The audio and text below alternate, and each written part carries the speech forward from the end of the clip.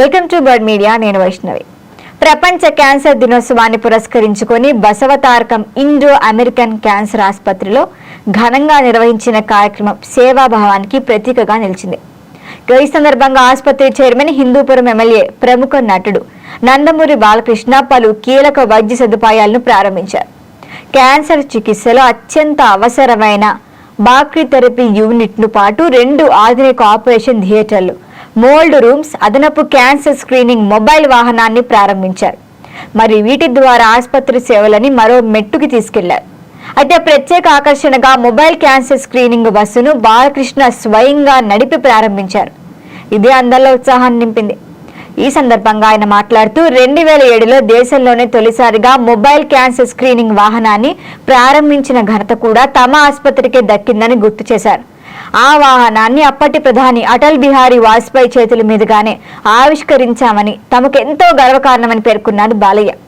అప్పటి నుంచి గ్రామీణ ప్రాంతాల ప్రజలకు క్యాన్సర్ స్క్రీనింగ్ ను చేరువ చేయటమే లక్ష్యంగా మేము నిరంతరంగా సేవలు కొనసాగిస్తున్నామని కూడా తెలిపారు. ఇప్పటి వరకు చూస్తే 3 లక్షలకు పైగా క్యాన్సర్ స్క్రీనింగ్ పరీక్షలు నిర్వహించామని, ఈ ఏడాది మాత్రమే ఇప్పటికీ 56,000కి పైగా పరీక్షలు పూర్తయ్యాయని కూడా వెల్లడించారు. అయితే మొబైల్ వాహనంలో మామోగ్రఫీతో పాటు అన్ని రకాల క్యాన్సర్ స్క్రీనింగ్ పరీక్షలు నిర్వహిస్తున్నాం. స్క్రీనింగ్ తర్వాత అవసరమైన రోగులను ఆసుపత్రికి తీసుకొచ్చి పూర్తి స్థాయి చికిత్స అందిస్తున్నామని కూడా వివరించారు.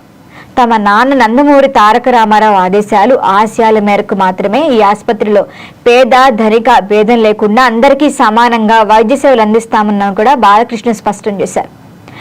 క్యాన్సర్ బాధితులకు కేవలం వైద్యం మాత్రమే కాదు, మానసికంగా ఓదార్పు కల్పించటమే తమ లక్ష్యమని అన్నారు.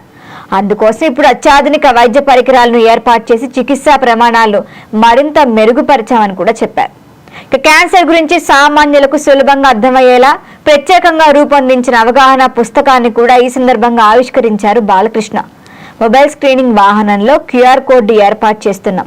దాన్ని స్కాన్ చేస్తే క్యాన్సర్లో ఉండే లక్షణాలు, వాటిని ఎలా నివారించవచ్చు, చికిత్సకు సంబంధించి పూర్తి సమాచారం అందుబాటులోకి వస్తుందని కూడా వివరించారు.